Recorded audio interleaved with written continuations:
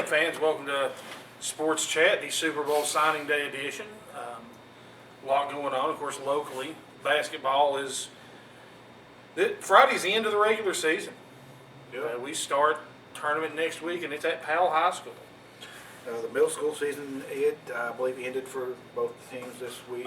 Cody Parker's Eagles should be in Sevier County this week. Actually, I know they made a run in the tournament and lost to Maryville, and I think possibly. And I think the Lady Owls made the Sevier County version of the tournament. Good to know then.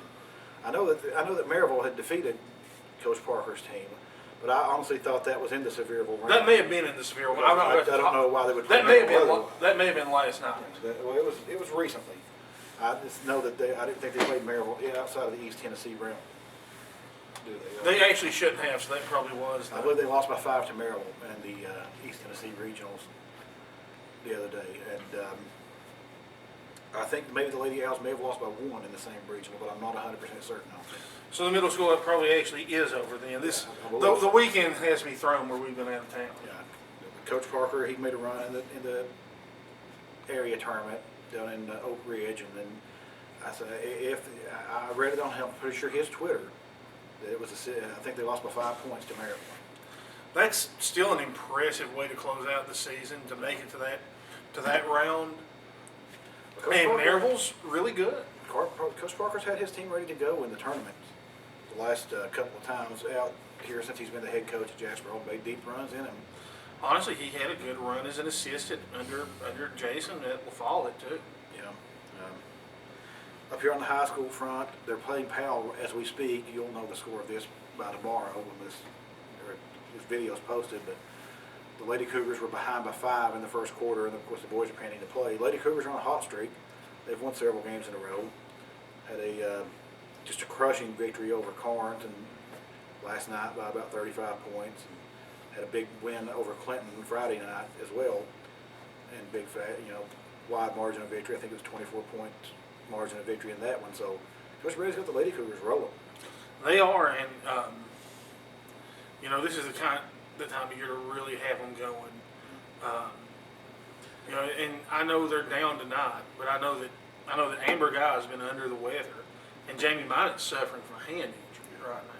When we last spoke to Coach Browning, he said that he felt it was important to get going for these last several games of the season leading into the tournament. And the Cougars were coming off a 6-game losing streak. They had just snapped at that time, and they've won about, I think, 4 in a row now, or 5, and he's got them rolling at the right time. If he can get those players back healthy, get Jamie back healthy, and get Amber to return from her sickness, heading into the tournament in a couple of weeks, because I believe the tournament will start a week after this one. The tournament starts next week. The week after the week we are currently in. Oh, that makes sense. Yes, you are correct. That tournament will start probably late in the week and go through next weekend. Hopefully the Cougars are get to play there on each day of the tournament. The guys, they're having a little bit of trouble. There's some really good teams in the district. Well, they only lost by 2 points to Carnes, and to me that is I know it's a loss, but Carnes, except for Oak Ridge, has steamrolled the entire district this year. It was a triple overtime loss to Carnes on the last-second shot. It's a tough way to lose one. I mean, they're losing a lot of tough games up there.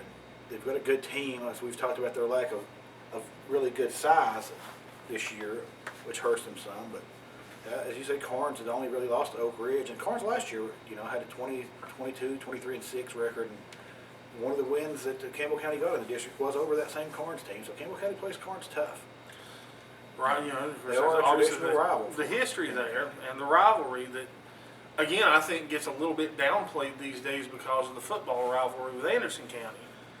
But Carnes, to me, is still the big rival. Carnes was our big football rival for years. Anderson County wasn't a big enough school to be in the district classifications with Campbell County, so that's only a more recent thing. In Carnes, there was lots of bad blood, fighting, which that cropped up after the football game.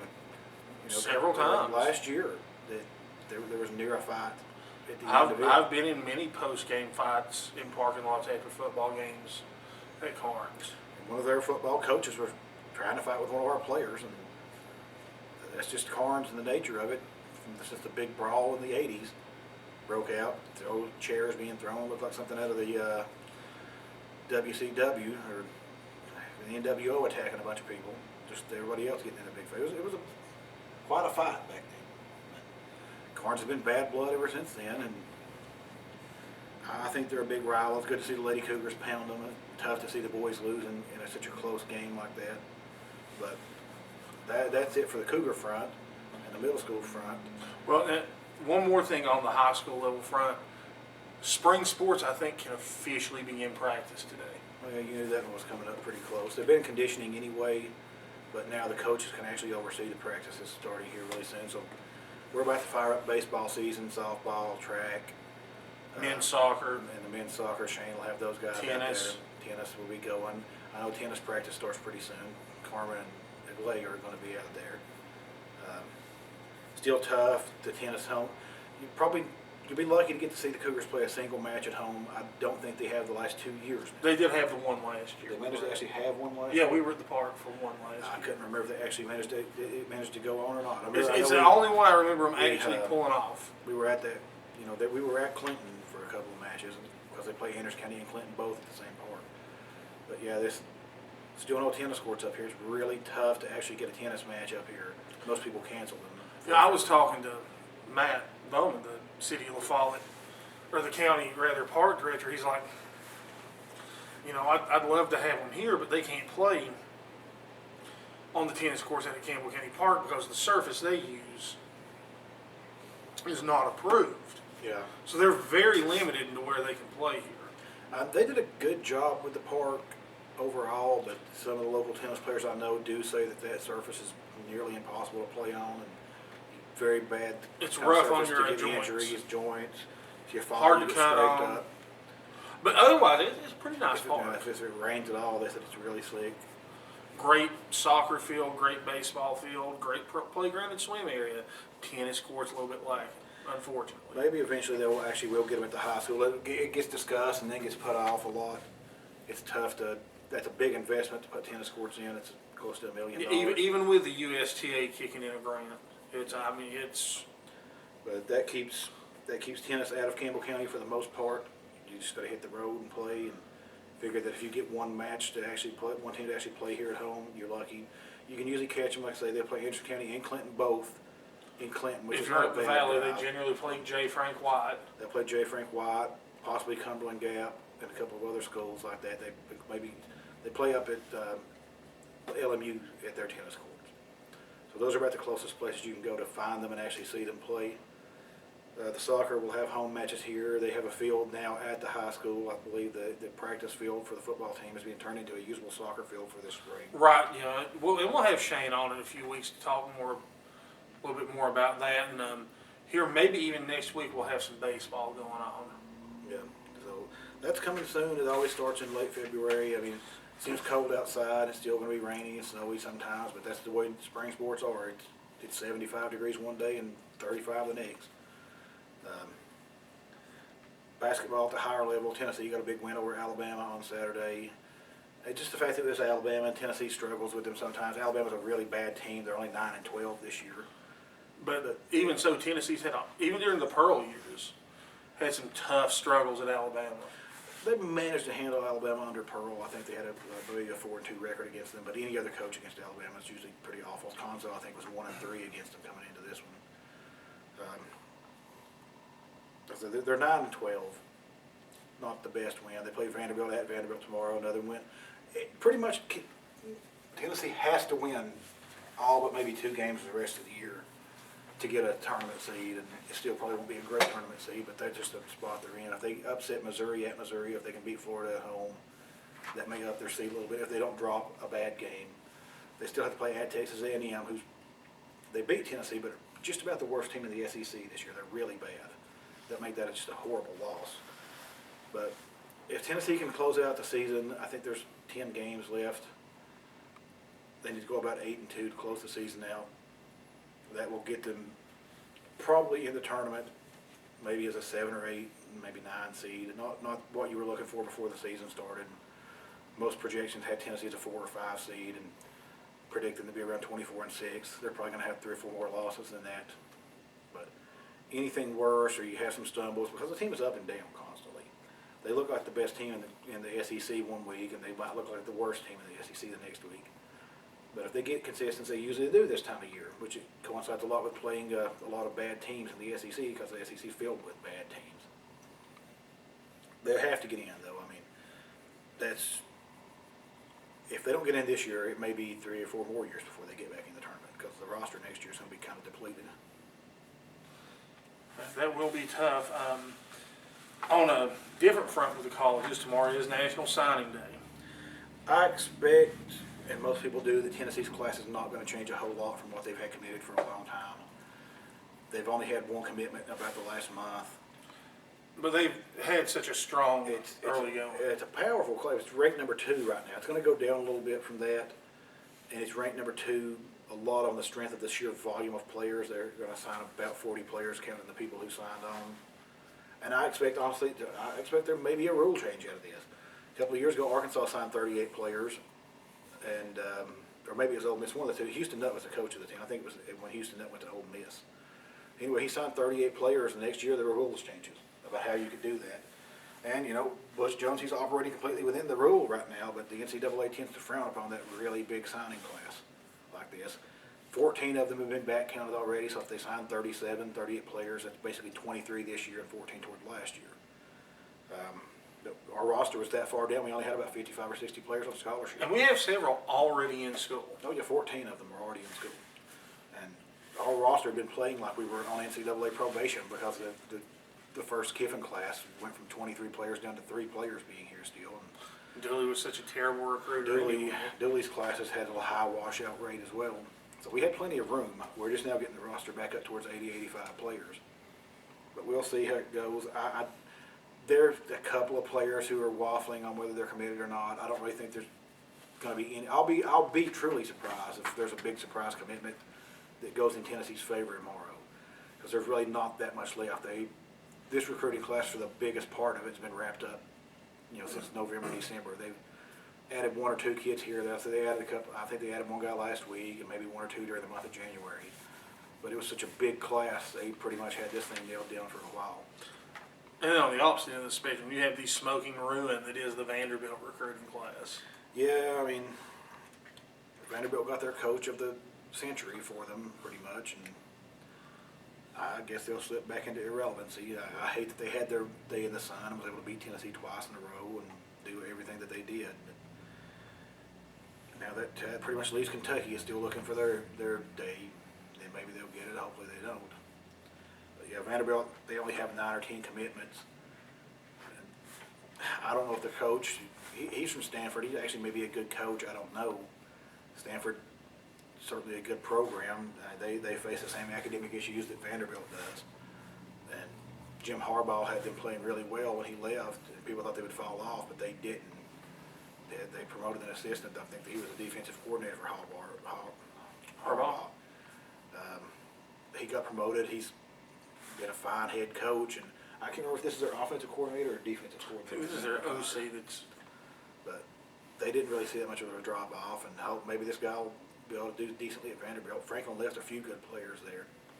I mean, mostly he was playing with Bobby Johnson's guys as upperclassmen, so this will be Franklin's guys will be starting to fold into the upper classes now. I would like to see him, have a good 1-12 kind of season. I wouldn't mind if they beat Kentucky because I hate Kentucky that bad. Oh yeah, I'm always for them beating Kentucky. But they're not going to sign much. Alabama's almost surely going to have the #1 recruiting class in the SEC. They're ahead of Tennessee right now, even though they have about 22 commitments, and Tennessee had 37. Then it's going to probably come down to a close race between Tennessee, Texas A&M, Auburn, and maybe Florida, LSU, Georgia. The usual suspects will be grouped in a group pretty much together, and probably going to end the day with 10 or 12 SEC teams in the top 25 in recruiting. Even Kentucky has a good shot of finishing in the top 25 in recruiting. I don't have words for that. And then we have the bigger stage of football that happens Sunday. Definitely probably the most shocking Super Bowl I've ever watched. That was a pretty bad beatdown. I mean, every way that you could possibly beat a team, Seattle beat Denver. They beat Denver. Their secondary made Manning look bad. I know he completed the high percentage of his passes, but he had some bad throws in there and wasn't able to throw anything downfield. They shut down the Denver receivers. the defensive line for the Seattle pushed around Denver's offensive line, had pressure on Manning all day long. The Seattle's defensive backs, they clamped down on everybody. People thought Denver may have too many weapons. They were clamped down on them. They batted some Manning passes down, got him a little shook up, tipped him in the air, got intercepted. Defense of Seattle was just outstanding. That's the way it usually works in these Super Bowls. I think this is the 5th time that the top offense has played the top defense.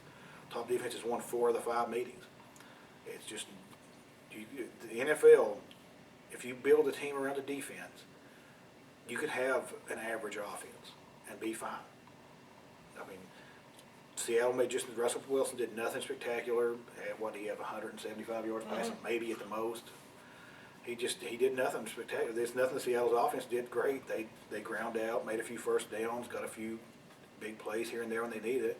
Denver couldn't get them off the field on 3rd down because, Seattle's offensive line dominated Denver's defensive line. Percy Harvin came back from injury, been injured all year. He had something like 14 yards all season, had about 100 yards in the game. Hate Percy Harvin, Florida Gator. Don't like him at all. But special teams, Denver gave up a kick return touchdown, started the game off with that idiotic Trendon Holiday tried to run the kickoff back from 10 or 12 yards deep in the end zone, or 9 yards deep in the end zone. You can't go further than 10 yards back. He tried to run the kickoff back from 9 yards deep in the end zone.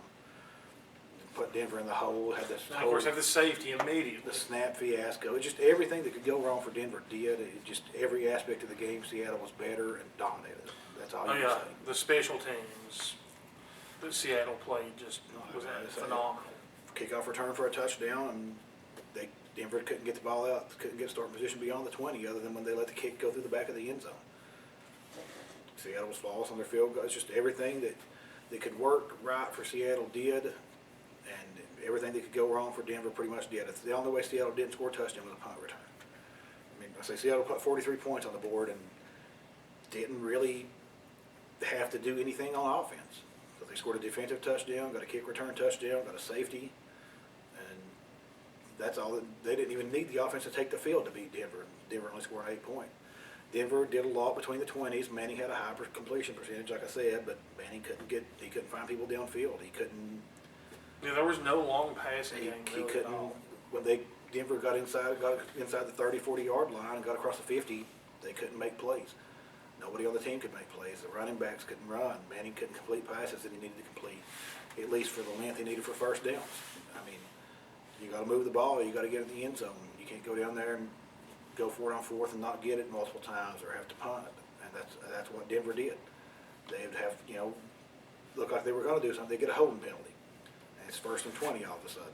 Just all night long, every aspect of the game, Seattle just dominated. One of the most dominating Super Bowls I saw probably since like Baltimore beat the Giants 37-6 and with a similar defensive powerhouse game, and that was very one-sided. And probably go back to Buffalo just beating Dallas, 55-20 or whatever they did in that game when Leon Lett had the ball stripped from him. San Francisco rolled over Denver 55-14 or something, maybe 55-6, whatever it was, just killed Denver. So Denver's got a history of losing the big ones like this. And of course the Bears shellacked New England 46-10 or 45-10. I believe it was 46-10. But it was just it was one of those type of Super Bowls. They're not common, but they happen every few years. It's usually a great defensive team. It just lays the wood to an offensive team, and that's what happened. And I figured if Denver wasn't able to score, I didn't know if Denver would not be able to score. I thought they might be able to, because Seattle had looked bad at times on defense this year, but they weren't this game. Seattle's defense was ready. So the defensive team almost always wins these matchups like this.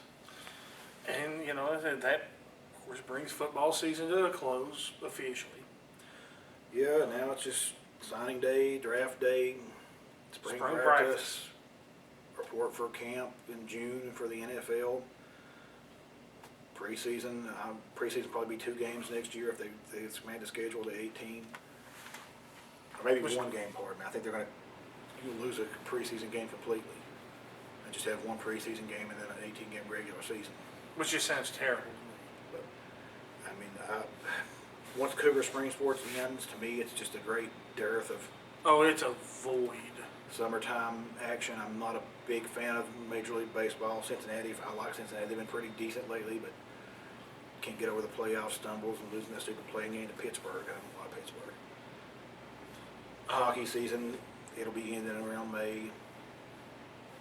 So, May, early June. I don't care that much about the NBA. I hope the Heat lose. But from the middle of June, it's pretty much we're going to be laying down in the pool and eating stuff outside. And there's not much sports going on at that No. point. Your football season will probably be over by then, too. My football season starts in late March, ends at the latest in early June. So, no, I guess we enjoy what we can right now with the sports, and I'm already looking forward to football, and Cougar football especially starting back. I'm going to enjoy the spring practice. We're going to get together with the coaches and probably do another video that starts all the way with the spring work that the Cougars are going to be doing. We'll have, Chris will start putting that together and try to get some good interviews for you with them. Otherwise, I don't have a lot of hope for March Madness this year. I mean, we may make it. We may win a play-in game or something like that if we get in that game. I don't think the team has enough consistency to make a deep run against good teams. Not enough composure. And then after this year, just no more Stokes, no more McRae, no more Mammon. And who knows how it's going to look. Bad.